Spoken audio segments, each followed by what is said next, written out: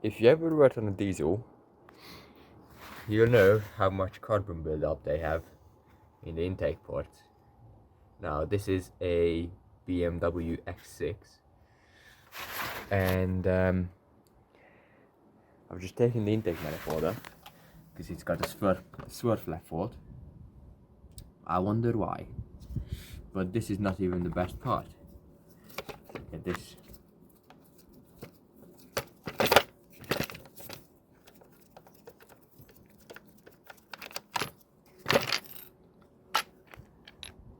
Damn.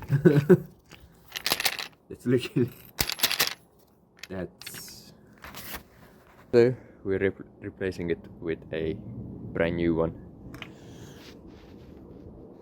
No more restrictions. Here's everything you need to know when you're replacing your intake manifold on the BMW X6 40D.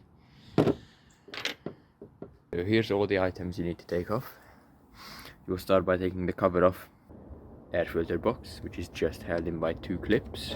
Then what you're going to do next is you're going to take out this intake pipe, which goes across the top right here.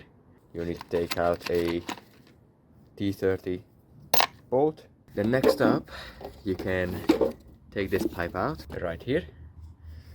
You'll take this one off first. You have clip here, and one more clip somewhere around here, right there. And then you've got this wiring harness, which is clipped in. You need to take all 3 of the clips out. Once you have this thing out, then you can take this one out. What you need to start doing is you just need to start unclipping or unplugging all of the plugs. Over on this side, everything. You don't need to take any of the pipes off or any of the glow plugs out. All you need is to just get enough space so you can sort of move this sideways. You'll also have one of these modules, which I've actually disconnected the plugs for, but you can just undo the T25 that's holding this on. And then you've got a couple of like T20s holding some of the harness on, right there and right here. And then you've got these E8 bolts holding the manifold right here. You need to take these 3 out with an E8, and then you need to take these 2 10mm bolts out for the EGR. So then you have 10mm bolt. Instead of, this is how it is. So you've got 4 at the top, and then you've got 3 at the bottom.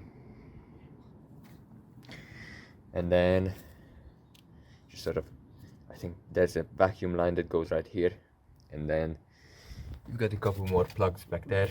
And then once you've got those out, don't forget about that bolt, obviously, right there in the corner.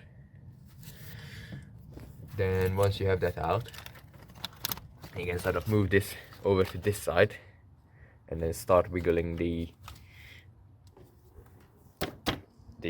intake manifold. Start it peeling away on this side, and then you could just take it off. And you sort of just try this one cable, which is really hard to get to, the connector, so I just didn't unplug it.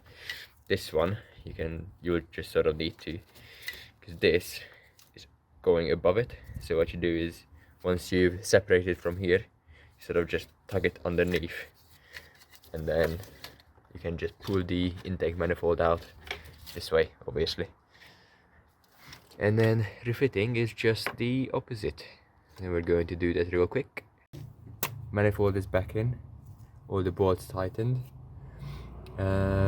Make sure this cable comes up through here and doesn't come up through the other side. Needs to come up here. Make sure that none of the wires is actually kinked right there or right underneath here. And then you can clip this back in. That just goes back into here. Then you've got the vacuum pipe that goes in here. And just like that, it's now all back together. Now, before you start it, we're going to need to calibrate the swirl flap motor. So don't start it just yet. We're going to go and get the code reader on this. So we'll just scan all the codes, and then we're going to erase them all as well. Service, and then powertrain,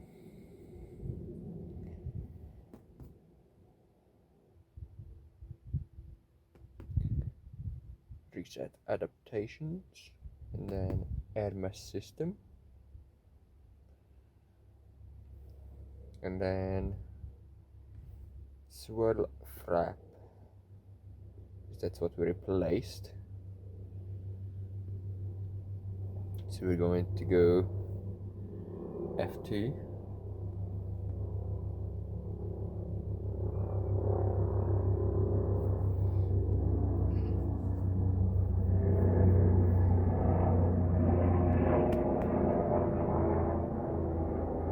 yep,